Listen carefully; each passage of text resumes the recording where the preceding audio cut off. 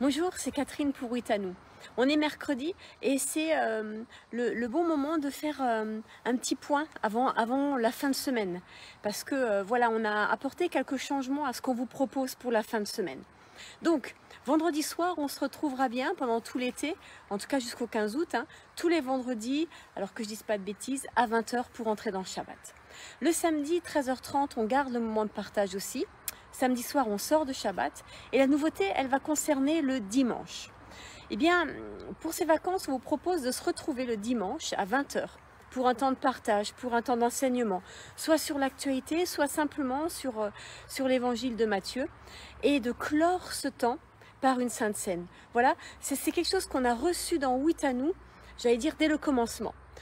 De commencer le vendredi soir en entrant dans ce week-end, finalement, dans la fin de semaine, avec le Shabbat, vous savez, ce symbole du vin et du pain, et de clore avec le dimanche soir, avec cet autre symbole, mais du pain et du vin. Donc on commence par le vin et le pain, et puis après, le dimanche, on clôt avec le pain et le vin, vous voyez, et ce qui entoure tout ce qui va se passer, toute cette lecture qu'on a de la parole, d'un côté juif, du côté des chrétiens, et en fait, les deux ensemble, ça fait du côté des croyants, et eh bien, c'est entouré par le vin. Et le vin symbolise le sang d'Yeshua. Voilà, c'est ça qui nous semblait, qu'on a reçu, que j'ai reçu pour Witanou, qu'on a reçu, de prendre ce temps dans les bras du Père. Dans les bras du Père. Parce que le sang ramène à la croix ramène à Yeshua qui donne sa vie pour nous. Et Yeshua qui donne sa vie ramène au voile qui se déchire dans le temple, pour que nous puissions avoir accès au lieu très saint. Vous voyez comme tout est finalement lié, comme une chose mène à une autre, et toujours pour nous conduire au Père, nous conduire dans l'intimité du Père, et à la gloire de Yeshua, à la gloire de Dieu. Donc voilà un peu ce qu'on vous propose pour ce temps de l'été, pour être véritablement dans ce qu'on a reçu. Et vous savez, cette semaine, j'ai participé à un enseignement qui m'a extrêmement touchée, où j'ai vraiment été touchée par un acte prophétique qui a été fait par des intercesseurs il y a quelques années, et où ils ont quelqu'un dans un temps de prière s'est levé et a déchiré une page de la Bible. Alors je vous rassure, vous inquiétez pas, hein, c'était la page blanche qui sépare l'Ancien Testament du Nouveau Testament. Et prophétiquement, il recevait qu'il était temps de rassembler les deux testaments, de rassembler ces deux peuples, que l'olivier, derrière lequel je suis, je vous le montre, que l'olivier, que le Seigneur allait rassembler son Église, sa bien-aimée, Israël et l'Église, Israël et les nations, pour en faire qu'un. Vous voyez, un olivier, alors je vais décaler un peu, un tronc et plein de branches, des feuilles, et qui porteront du fruit. Donc voilà, j'avais pas pensé à ce symbole de l'olivier juste avant d'en parler, hein, j'avais juste à cœur de m'asseoir ici, mais vous voyez comme le Seigneur, il sait toutes choses avant même qu'on les dise ou qu'on les fasse. Vraiment, le Seigneur nous conduit. Et dans ce temps de vacances dans lequel je suis plus particulièrement, vous savez, je voyage, alors je le partage sur d'autres sites, sur ma page Facebook, pas sur celle de Witanou, sur ma page Facebook, sur ma page Souris à la vie. Bientôt, il y aura des nouvelles sur Souris à la vie extrêmement importantes, ainsi que sur ma page Facebook, de choses que vraiment Dieu a montrées, que je vais vous partager. J'attends juste que ce soit finalisé, que les choses soient bien faites, bien claires pour pouvoir les partager sans, vous savez, sans bafouiller, sans que ce soit imprécis, mais juste que ce soit, voilà, que ça coule et que ce soit vraiment descendu pleinement dans mon cœur. C'est toujours bien de prendre le temps de la maturation, de la maturité pour dire les choses.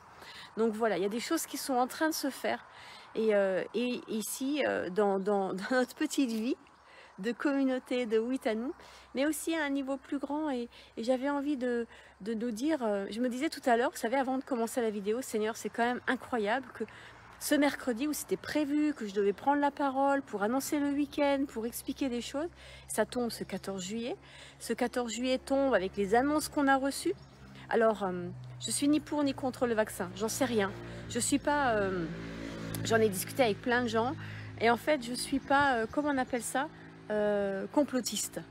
Par contre, il y a trop de choses qui bizarres hein, quand même. Et j'aimerais avoir du temps. J'aimerais avoir du temps, sortir de la précipitation, des choses qui se font vite, vite, vite. Pourquoi tellement vite? Qu'est-ce qu'il y a de si urgent tout d'un coup? Voilà, c'est des interrogations, c'est des questions que j'ai. Et puis ce qui m'interpelle, c'est cette utilisation qui est faite par certains de l'Apocalypse. Vous savez, oui, le vaccin, c'est la marque de la bête, on va avoir là sur le front, enfin je ne sais pas où sur le front, mais peut-être. Il semblerait que les Suédois aient étudié ça de façon plus précise, les endroits les plus adaptés du corps humain pour recevoir la puce. Effectivement, ce serait, il en est sorti de leur recherche que ce serait le front et la main. Tiens, un peu comme dans l'Apocalypse. Est-ce que ça veut dire que il faut s'arrêter là? Je crois que ce qui est important avec la Bible et avec des textes en particulier comme l'Apocalypse, c'est d'aller au-delà de ce que ça dit. Le front et la main, d'accord. Front et la main. Qu'est-ce que ça veut dire? Ça, c'est une bonne question. Et pas simplement dire, ah ben non, tant que j'ai pas, tant qu'on m'a pas ouvert le front pour me mettre un machin. Mais qu'est-ce que ça veut dire? L'Apocalypse est un livre symbolique. La Bible utilise des symboles pour nous parler de choses bien plus profondes encore. Voyez-vous, c'est comme un rêve. Vous savez très bien que quand on rêve de quelque chose, ça veut dire autre chose. Il y a une autre symbolique. Regardez le rêve de Pharaon. Pharaon rêve de quoi? De vaches et d'épis de blé. Mais ça veut dire autre chose. Joseph est là pour interpréter le rêve. Il nous faut savoir, avoir la sagesse, l'intelligence, le bon sens, le Saint-Esprit pour interpréter ces choses-là. La marque de la bête sur le front et la main, qu'est-ce que ça veut dire? Qu'est-ce que c'est le front et qu'est-ce que c'est la main droite? Eh bien, le front, c'est mes pensées.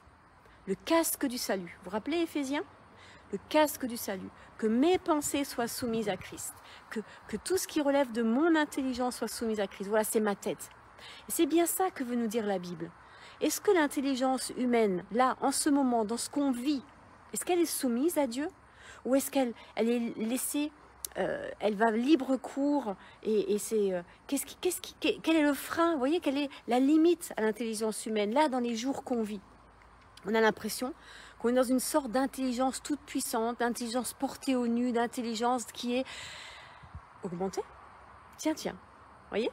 Alors que le Seigneur dit, soumets, que toutes mes pensées, la Bible nous dit que toutes mes pensées doivent être soumises à Christ. Et alors elles porteront la vie. Vous voyez là? Voilà, ça c'est intéressant de creuser la parole et d'avoir oui, cette profondeur de réflexion et pas simplement de croire qu'on va avoir une puce dans le front. Enfin franchement, soyons sérieux, allons plus loin dans la parole, nous sommes intelligents. Enfin, vous voyez ce que je veux dire? Voilà. Et puis l'autre chose, la main, et la main droite qui plus est. La main droite, c'est la main du fer. Dans le judaïsme, la main droite, la main gauche, c'est la main du cœur, qui est du côté du cœur, et la main droite, c'est la main de l'action. Et voilà. Est-ce que le Seigneur peut mettre une bride à mon action? Ou est-ce que mon action est soumise? Est-ce que mon faire reflète Christ? Et voyez, on a les deux choses, la pensée et le faire. Et c'est tout, finalement, c'est ce qui nous représente aussi dans notre humanité, dans notre âme, parce qu'on est dans l'âme là, avec l'intelligence, avec le faire, c'est toute la personne humaine. Le faire, c'est aussi le corps, vous voyez, on est dans les dimensions de l'âme et du corps, et l'esprit. Où est l'esprit? Est-ce que c'est l'Esprit Saint qui conduit mon intelligence? Est-ce que c'est l'Esprit Saint qui conduit mon faire, mon action? Voilà, c'est tellement plus intéressant de se poser ce genre de questions plutôt que d'attendre une puce électronique dans la main ou dans la tête. Vous voyez? Mais de dire, Seigneur, aujourd'hui, comme hier et comme demain, je veux soumettre mon intelligence, je veux soumettre mon action à ta parole. À ta parole. Voilà, c'était le petit partage que je voulais faire et que nous, croyants, Moi, j'utilise plus le mot de chrétien, c'est fini. J'utilise plus le mot de juif, c'est terminé. On est juste croyant en Yeshua. Et vous avez vu, je viens de voir que l'arbre derrière moi, il a 3 branches d'un tronc. Père, Fils, Esprit, j'avais pas du tout fait attention. Seigneur, donne-nous d'être un en toi, d'être unifié corps, âme et esprit, et que mon esprit soit ressuscité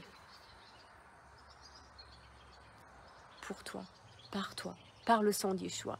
Voilà un peu la direction dans laquelle on a à cœur d'aller, de reproclamer, de redire, vous voyez comme c'est une boucle, et hop, on revient au point de départ, de redire le sang de Yeshua sur nos vies, sur nos êtres, sur ce monde, et de nous rappeler que ce monde, le Seigneur n'en a pas perdu le contrôle.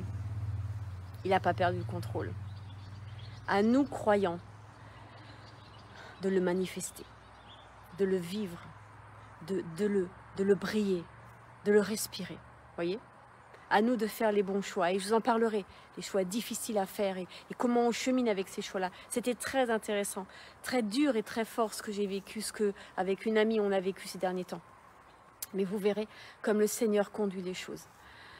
Voilà, donc nous on va quitter là l'endroit où on est et avant de partir je veux vraiment bénir les gens. Vous voyez, regardez, je fais un petit tour, je vous montre. C'est voilà, on a logé bah ouais, là derrière. Je viens de terminer de faire un petit coup de ménage. Là c'est la voiture qui est prête. Là c'est mes amis qui habitent là, voilà.